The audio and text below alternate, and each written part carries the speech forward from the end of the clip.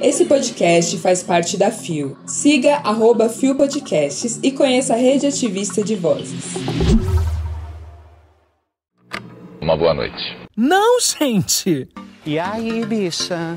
Quem é você?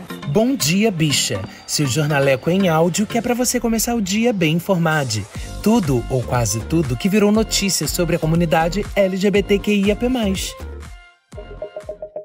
Sexta-feira, 11 de março de 2022. Vamos aos destaques de hoje. O ícone Clóvis Bornai. Polícia Civil de São Paulo determina uso de nomes sociais. 100 anos de Pasolini. Olá, eu sou o GG e este é mais um Bom Dia, Bicha, seu podcast diário de notícias LGBTQIAP+. Deu no Gay Blog BR, Clóvis Bornai, um ícone do carnaval brasileiro. Publicado em 26 de fevereiro de 2022 por André Aran. Clóvis Bornai é considerado um dos maiores ícones do carnaval brasileiro. O carnavalesco foi idealizador do baile de gala do Teatro Municipal do Rio de Janeiro em 1937. Logo na estreia, arrematou o grande prêmio com a fantasia Príncipe Hindu. A partir daí, Bornai colecionou inúmeros títulos até ser declarado au concours e ganhar o direito de se apresentar nos concursos sem ser julgado. O seu talento ia muito além do evento mais aguardado do ano. Bornai também foi ator, cantor, pesquisador, professor, criador de bailes de fantasia, agitador cultural e militante LGBTQIA+. Natural de Nova Friburgo, no Rio de Janeiro, filho de mãe espanhola e pai suíço, ele era o caçula de uma família de 12 filhos. Aos 12 anos, sempre presente nos bailes carnavalescos cariocas da época, venceu seu primeiro concurso de fantasia. Aos 21 anos, em 1937, Bornai convenceu o diretor do Teatro Municipal do Rio a instituir os bailes de gala com concursos de fantasias inspirados nas tradicionais festas de Veneza. Durante anos, Bornai conquistou vários prêmios, sempre com fantasias luxuosas e extravagantes. O excesso de vitórias fez com que ele fosse declarado em 61 au concours. Logo depois vieram os desfiles nas escolas de samba, sempre sendo notado pela grandeza e originalidade de suas fantasias. Bornai atuou como carnavalesco de escola de samba, como Salgueiro, Portela, Mocidade Independente, Unidos da Tijuca e Viradouro, apresentando sempre inovações. Foi uma criação dele a figura de destaque, pessoa no alto de um carro alegórico. Foram 77 anos de carnaval, 69 em desfiles, e que não se restringiu apenas ao Rio de Janeiro, tendo sido destaque da escola de samba Nenê de Vila Matilde, em São Paulo. Em 1966, recebeu a medalha Tiradentes da Assembleia Legislativa do Rio de Janeiro, a Alerj, tida como uma das mais altas condecorações para personalidades de relevância cultural para o Estado. As homenagens não parariam por aí. Quase 20 anos depois, a escola de samba Unidos da Tijuca homenageou Bornai com o samba enredo, um conto marcado no tempo, o olhar suíço de Clóvis Bornai. Suas fantasias deslumbrantes foram expostas em vários países. Outras peças fazem parte do acervo de alguns museus, além, é claro, de exposições no Brasil. Dono de vários talentos, Bornai também gravou algumas marchinhas de carnaval nas décadas de 60, 70 e 80. Também trabalhou como ator, tendo feito alguns filmes e participações em programas humorísticos, como Escolinha do Professor Raimundo nos anos 90, além de jurado em programas de TV do Chacrinha e do Silvio Santos. Em 1967, o carnavalesco foi chamado para atuar no filme Terra em Transe, de Glauber Rocha, contracenando com Paulo Altran. Mais tarde, também participou do filme Independência ou Morte, de 1972. Longe dos holofotes, também trabalhou durante 42 anos como chefe da divisão artística e literária no Museu Histórico Nacional. Morador de Copacabana, Clóvis Bornai nos deixou aos 89 anos em 9 de outubro de 2005, vítima de uma parada cardiorrespiratória. Bom, só quem é 30 a mais vai lembrar dos bailes de gala que passavam na TV e que tinha sempre ele, esse gigante, Clóvis Bornai, como destaque dos destaques. Eu sabia já que ele era hors concours, inclusive foi com ele que eu aprendi o significado dessa palavra hors concours, desse termo, né? Mas eu não sabia que era realmente desde 1961. O quanto é representativo termos sua existência no topo desde antes da ditadura militar, e mesmo nesse período tão tenebroso ele não deixou de ser uma grande referência, tanto para o carnaval quanto para a comunidade LGBTQIAP+. Precisamos e vamos sempre contar as histórias das pessoas da nossa comunidade que vieram antes da gente. Precisamos reverenciar quem abriu o caminho para que pudéssemos passar.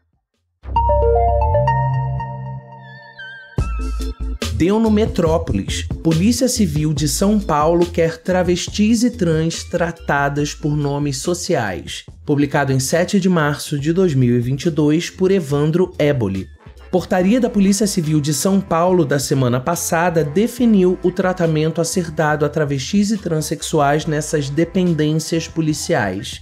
A maneira como essas pessoas são abordadas nas delegacias e por policiais é alvo de críticas há anos. A partir de agora, a travesti e a pessoa transexual poderão escolher o nome com que deseja ser tratada. Pode optar pelo nome social em vez do nome civil. O propósito, segundo a portaria, é promover a proteção e acabar com o preconceito. Já existe um decreto estadual de 2010 que assegura o direito à escolha ao tratamento nominal e também outras resoluções nesse sentido.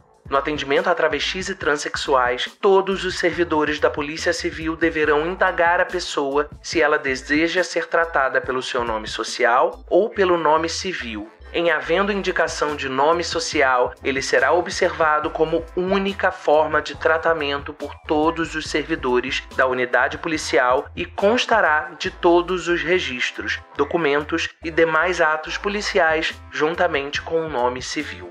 Outra decisão do comando da Polícia Civil é que a revista A Mulher Transsexual e a Travesti será realizada preferencialmente por uma policial feminina e a revista ao Homem Transsexual preferencialmente por policial masculino. As pessoas trans, quando detidas, poderão ser recolhidas em cela separada, caso a sua integridade física corra riscos. O uso de vestimenta adotada pela pessoa será respeitada. A portaria prevê ainda que a Academia de Polícia irá incluir o atendimento à população LGBTQIA+, e o enfrentamento à violência de gênero nos currículos dos cursos de formação para capacitar todos os policiais civis.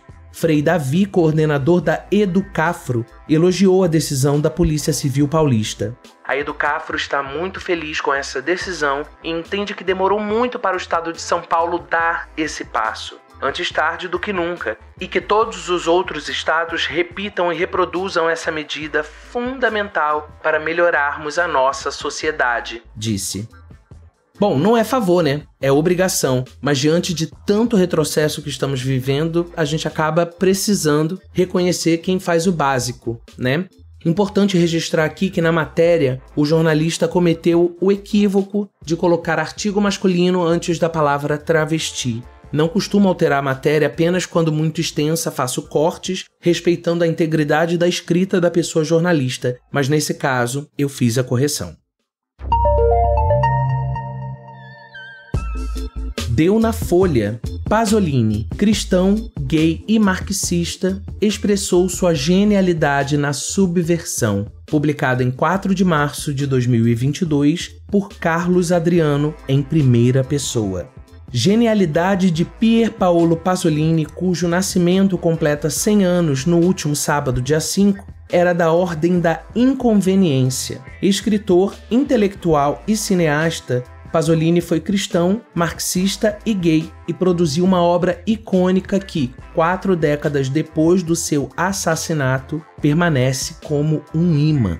Há 40 anos eu era um mero e reles calouro de uma universidade informal de cinema, cujo campus paulistano era composto de um circuito esgarçado de cineclubes. Bexiga, Biju, Fundação Getúlio Vargas, Museu Lazar Segal, Museu da Imagem do Som, Sindicato dos Jornalistas e das programações da Cinemateca Brasileira instaladas em salas comerciais, como os Cines Coral e Metrópole, e instituições como o Centro Cultural São Paulo e o MASP. Quando entrei no curso de cinema da Escola de Comunicação e Artes da USP, 4 anos depois, 1986, eu já havia visto praticamente todos os filmes que os professores exibiriam nas aulas, justamente por ser o que se chamava então de rato de cinemateca. A vida do cinéfilo hoje é bem mais fácil e cômoda. Além de ter quase toda a história do cinema disponível ao alcance dos dedos de um rato, o mouse do computador, não é necessário enfrentar as sofríveis condições de projeção dos filmes exibidos em cópias, em películas de 16 e 35mm, que circulavam nos cineclubes após sua expiração de distribuição comercial. Todo o sacrifício era compensado para ver os filmes ansiosamente aguardados e cultuados virtualmente em páginas de livros e revistas, em sua maioria estrangeiros. Um dos diretores que mais faziam valer a pena o sacrifício, até por seu caráter de mártir, era o italiano Pasolini. Genial ou genioso?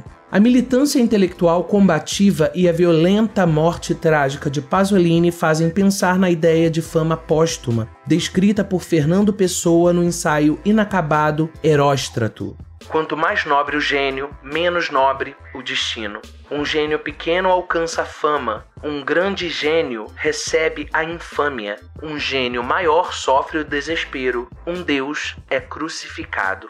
A genialidade ou geniosidade de Pasolini eram da ordem da inconveniência. O gênio é uma falha do sistema, Paul Klee, uma neurose, Gustave Flaubert, e o desespero dominado pelo rigor, Jean Genet. Pasolini talvez seja o caso mais icônico, com todo o ranço e clichê que o vocábulo encapsula, da inadequação de um certo tipo de cinema aos tempos de hoje. O dele era em outro tempo, o dele era outro cinema, incomparáveis com este nosso tempo e com o cinema produzido hoje. Aliás, é cinema o que se chama hoje de audiovisual? Pier Paolo Pasolini era mais que um autor completo e complexo. Escritor, poeta, polemista, cineasta. Era cristão, marxista e gay, heresia pura. Encarnação de um tipo emblemático e subversivo dos anos 60 e 70, era um intelectual militante nas hostes da política e da arte, comprometido com o desejo de uma sociedade melhor, mais justa, fraterna e humana. Naquele tempo de minha iniciação cinefílica em 1980, o assassinato de Pasolini, em 2 de novembro de 1975, era relativamente recente. Talvez por isso me espanto em estar escrevendo aqui e agora sobre os 100 anos dele. O nome de Pier Paolo Pasolini, seu eco de 3 PPPs, era um imã, uma senha, palavra passe de mágica para um mundo que se descortinava, um chamado de engajamento na arte e na sociedade. Pasolini ficou mais conhecido por sua atuação como cineasta, mas ele é primordial e essencialmente um artista literário que transborda para o cinema. Não só por sua formação e iniciação na literatura e por seus interlocutores escritores, mas sobretudo por ser a literatura a medida e a mediadora de todas as suas coisas. No registro de hotéis ele costumava se fichar escritor. Pasolini foi sobretudo um poeta. Em 1961, quando já era reconhecido como intelectual da Itália pós-guerra com sua produção de ensaios, ficção e poesia, Pasolini lançou seu primeiro longa-metragem, A Catone. Na estreia em Roma do filme, centrado na história de um cafetão e uma prostituta, um grupo de neofascistas promoveu uma manifestação contra o diretor, visto como imoral e atacado por ser homossexual. Agressões desse tipo o acompanharam ao longo da vida. Até sua morte em 1975, Pasolini realizou outros 11 longas de ficção. a chamada Trilogia da Vida, composta de O Decameron, Os Contos de Canterbury, vencedor do Urso de Ouro no Festival de Berlim, e As Mil e Uma Noites, explora a sexualidade e as interdições religiosas e critica a sociedade de consumo, formando um conjunto de destaque na sua obra. Salò, ou Os 120 Dias de Sodoma, um dos filmes mais controversos da história, com seu retrato extremo de torturas físicas, mentais e sexuais de adolescentes por autoridades fascistas, foi finalizado semanas antes do assassinato brutal do cineasta. Eu já tinha ouvido falar sim de Pasolini, sabia que era um cineasta italiano e ponto. Eu nunca imaginaria o tamanho do alcance e do impacto de sua arte. Também não sabia que era escritor. É por isso que eu amo os episódios de sexta, porque a gente sempre se propõe a realizar uma pesquisa de pautas mais leves, mais positivas, e quando a gente desvia um pouco dos conteúdos de violência contra a comunidade LGBTQIAP+, que precisam ser contados também, a gente acaba encontrando muitas riquezas da nossa cultura, das personagens mais icônicas da nossa história, dos grandes feitos. A informação nos empodera porque é conhecimento, é análise do nosso tempo, mas é também reverência. Na descrição do episódio tem a matéria completa, que cita diversas obras cinematográficas e literárias, e é super importante dar uma olhada e conhecer mais do grande Pasolini. E chegamos ao final de mais um Bom Dia Bicha e de mais uma semana, né? É, gata. Bom, eu recebi ontem uma mensagem tão especial no direct do Instagram com o seguinte texto: Oi, tudo bem? Eu sou o Cleomar, repórter do Metrópolis. Que trabalho maravilhoso vocês fazem. E aí, gente, eu morri um pouco, né? Eu tive uma pequena morte, ressuscitei, porque no episódio de ontem tem uma matéria dele, aquela sobre o Thiago, pai solo que ganhou contra a Marinha na justiça o direito de ter licença paternidade de 180 dias para cuidar do seu pequeno Henri. E é tão especial quando a gente recebe o feedback dos jornalistas, porque a gente traz a informação aqui, mas a gente faz questão de contar quem fez esse trabalho.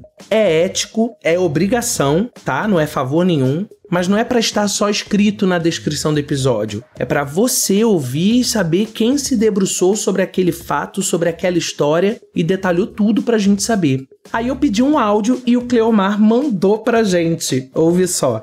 Então, eu não conhecia o podcast. E aí eu ouvi hoje e eu achei maravilhoso. Porque é uma linguagem que é do dia a dia, é específica da comunidade e mantém, né, como valor máximo a informação. É muito bom. Parabéns mesmo. Ah, você que é maravilhoso, Cleomar. Muito obrigado mesmo. Você não imagina a importância desse retorno pra gente. Real. Muito sucesso pra você sempre. E continua ouvindo a gente, porque você vai ouvir ainda muitas das suas matérias aqui, hein? Um beijo. Bom, gente, seguindo o exemplo aí do Cleomar, você também pode mandar uma mensagem de áudio pra gente. Só mandar lá no link do Anchor que tá na descrição do episódio, ou no direct do Instagram, ou na DM do Twitter. Se você tem algum projeto sobre a comunidade LGBT, conta pra gente. Se você conhece alguém que tenha, conta pra gente. Se você quiser falar qualquer coisa, grava lá e manda pra gente. Você pode também mandar por e-mail no quilbichapod@gmail.com. As nossas redes estão na descrição do episódio, juntamente com os links para as matérias completas. O Bom Dia Bicha conta com identidade visual e edição de Rod Gomes, pesquisa de Dan Pereira, roteiro de Dan Pereira e GG, eu mesmo, que além de apresentar, também faço a produção geral. O programa faz parte do feed do Kill Bicha, um podcast queer, que está no selo Fio, a rede ativista de vozes. Ouça os outros episódios, compartilhe nas suas redes sociais, não deixe de nos marcar e de nos seguir. E nessa good vibes que te entrego pra sexta, essa linda que veio aí. Então, bom fim de semana, aproveita muito, descansa muito se for o caso, e segunda a gente tá de volta. Beijo!